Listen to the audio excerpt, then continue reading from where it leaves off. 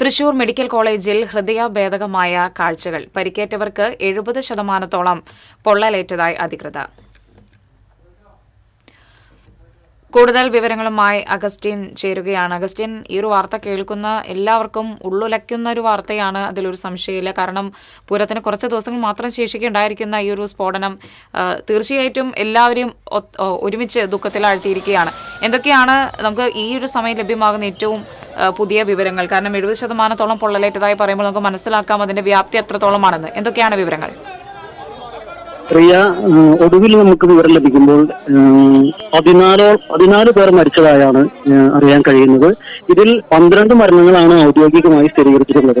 അത്യധികം സങ്കടകരമായ കാഴ്ചകളാണ് തൃശൂർ ഗവൺമെന്റ് മെഡിക്കൽ കോളേജിൽ നമുക്ക് കാണാൻ കഴിയുന്നത്. ദുരന്ത സ്ഥലമായ മുണ്ടത്തിക്കോട് നിന്ന് എത്തിയ മൃതശരീരങ്ങളെയും അതുപോലെ തന്നെ ഉറ്റവരെയും തെരഞ്ഞുകൊണ്ട്, അല്ലെങ്കിൽ മൃതശരീര ഭാഗങ്ങൾ കാണാനായി എത്തിയവർ, ഉടയവരെയും കാണാനായി എത്തിയവർ, കാണാതായ ആളുകളെ തേടിയെത്തിയവർ, അങ്ങനെ നിരവധി ആളുകൾ, അതുപോലെ തന്നെ ദുരന്ത വൃത്താന്തം അറിഞ്ഞ് വാർത്തയറിഞ്ഞ് ഓടിക്കൂടിയ നാട്ടുകാർ, അകലിൽ നിന്ന് പോലും എത്തിക്കൊണ്ടിരിക്കുന്ന ആളുകൾ, പോലീസ് ഉദ്യോഗസ്ഥർ, ആശുപത്രി ജീവനക്കാർ തുടങ്ങി വലിയൊരു ആൾക്കൂട്ടമാണ് ഗവൺമെന്റ് മെഡിക്കൽ കോളേജിൽ ഉള്ളത്. എല്ലാ ആശുപത്രി ജീവനക്കാരും ഒരുപോലെ വളരെ ജാഗ്രതയോടെ സേവന സന്നദ്ധരായി ഓരോ ആംബുലൻസ് എത്തുമ്പോഴും ഓടി വന്ന് ശരീരം പരിക്കേറ്റവരെയും അതുപോലെ തന്നെ ജീവനില്ലാത്ത ശരീരങ്ങളെയും ശരീരഭാഗങ്ങളെയും ഇതൊക്കെ നടക്കുന്ന ദൃശ്യങ്ങളാണ് എല്ലാവർക്കും ഉണ്ടാക്കുന്നത്. കാരണം പകുതി കരിഞ്ഞതും മുഴുവൻ കരിഞ്ഞതുമായ ശരീരഭാഗങ്ങൾ തികച്ചും നടുക്കവും അതുപോലെ തന്നെ ദുഃഖവും ഉണ്ടാക്കുന്ന ആ ഒരു അവസ്ഥയിൽ അവർ വളരെ സമയോചിതമായി ഇടപെട്ട് ഡോക്ടർമാരും നഴ്സുമാരും മറ്റ് സഹായികളും അവർ തൃശൂർ ഗവൺമെന്റ് മെഡിക്കൽ കോളേജിലെ കാഷ്വാലിറ്റി ട്രോമ കെയർ റെഡ് സോണിലുള്ള പൊള്ളൽ ചികിത്സാ വിഭാഗത്തിലേക്കാണ് മാറ്റുന്നത്. ഉടൻ തന്നെ അവിടെ ഇപ്പോൾ 13 പേർ ചികിത്സയിലുണ്ട്. ഈ 13 പേരിൽ 5 പേർ അതീവ ഗുരുതരാവസ്ഥയിലാണ്. ഈ 5 പേരിൽ 70% പൊള്ളലേറ്റവരും ഒരാൾ 90%-ലധികം പൊള്ളലേറ്റ ആളുണ്ട്. അദ്ദേഹത്തെ വെന്റിലേറ്ററിലാണ് കിടത്തിയിരിക്കുന്നത്. അങ്ങനെ മരണസംഖ്യ ഇനിയും നമ്മൾ പ്രതീക്ഷിക്കുന്നതിനേക്കാൾ കൂടുതലായി ഉയരുന്ന ഒരു സാഹചര്യമുണ്ട്. അതുപോലെ തന്നെ മുണ്ടത്തിക്കോടുണ്ടായ ആ ഒരു സ്ഫോടനത്തിൽ തെറിച്ച നിരവധി ശരീരഭാഗങ്ങൾ ഇനിയും കിട്ടാനുണ്ട്. താൽക്കാലികമായി തെരച്ചിൽ നിർത്തിവെച്ചെങ്കിലും നാളെ തുടർന്ന തെരച്ചിലിൽ ബാക്കി കൂടി ശരീരഭാഗങ്ങൾ കൂടി കിട്ടിയാൽ മാത്രമേ കൃത്യമായ മരണസംഖ്യയെക്കുറിച്ച് ഒരു വിവരം ലഭ്യമാവുകയുള്ളൂ. നിലവിൽ ലഭ്യമായ വിവരങ്ങൾ അനുസരിച്ചാണ് 14 മരണം ആയതായി നാം റിപ്പോർട്ട് ചെയ്യുന്നത്. അതേസമയം ഇതിൽ 12 മരണങ്ങളെ ഔദ്യോഗികമായി സ്ഥിരീകരിച്ചിട്ടുള്ളൂ. ഈ വൈകിട്ട് ഒരു 7:30 മുഹമ്മദ് റിയാസ്, പൊതുമരാമത്ത് വകുപ്പ് മന്ത്രി മുഹമ്മദ് റിയാസ് മെഡിക്കൽ കോളേജിലെത്തിയിരുന്നു. അദ്ദേഹം പരിക്കേറ്റവരെയും മറ്റും സന്ദർശിച്ച ശേഷം മാധ്യമങ്ങളെ കണ്ടപ്പോൾ പറഞ്ഞത് 5 മരണങ്ങളാണ് സ്ഥിരീകരിച്ചതെന്നും ബാക്കി 7 മരണങ്ങൾ ശരീരഭാഗങ്ങൾ കൊണ്ട് നിഗമനത്തിലെത്തിയതാണ് എന്നുമായിരുന്നു. അങ്ങനെ 12 മരണങ്ങളാണ് അദ്ദേഹം, അല്ലെങ്കിൽ 12 മരണത്തിനുള്ള സാധ്യതയാണ് അദ്ദേഹം പറഞ്ഞത്. പക്ഷേ അതിനു മുന്നേ നടന്ന വാർത്താ സമ്മേളനത്തിൽ, അതായത് ആശുപത്രി സൂപ്രണ്ട് ഡോക്ടർ സന്തോഷ്, ആശുപത്രി medical college principal doctor Indu എന്നിവരുടെ നേതൃത്വത്തിൽ ഡോക്ടർമാർ നടത്തിയ ഒരു വാർത്താ സമ്മേളനം മാധ്യമങ്ങളെ കണ്ട് സംസാരിക്കുകയുണ്ടായി, കാര്യങ്ങൾ വിശദീകരിക്കുകയുണ്ടായി.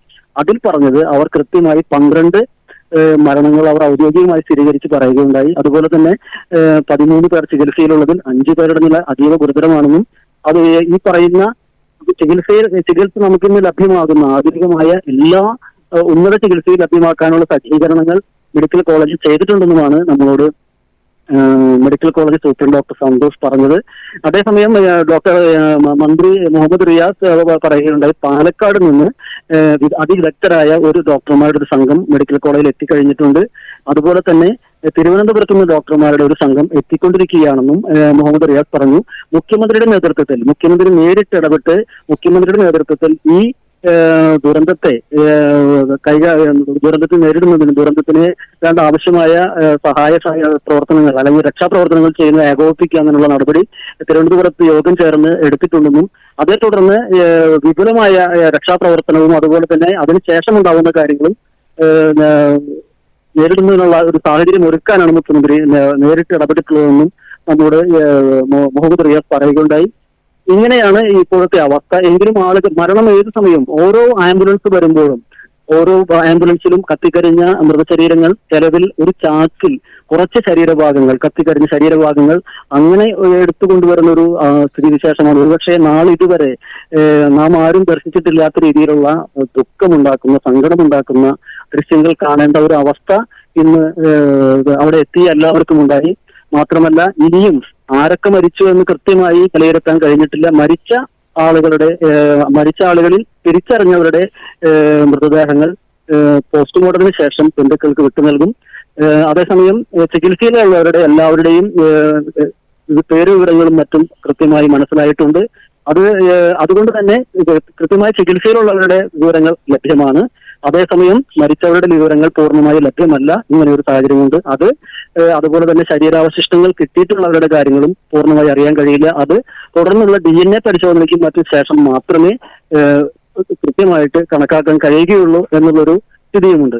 ഏതായാലും മെഡിക്കൽ കോളേജിലെ ജീവനക്കാരും പോലീസും ഡോക്ടർമാരും നഴ്സ് എല്ലാവരും ഒരുപോലെ എല്ലാം മറന്ന്, അതായത് വളരെ ശുഷ്കാന്തിയോടെ അതീവ ജാഗ്രതയോടെ രക്ഷാപ്രവർത്തനങ്ങളും തുടർന്ന് ചികിത്സാ കാര്യങ്ങളും നിർവഹിക്കുന്ന കാഴ്ചയാണ് നമുക്ക് മെഡിക്കൽ കോളേജിൽ കാണാൻ കഴിയുന്നത്.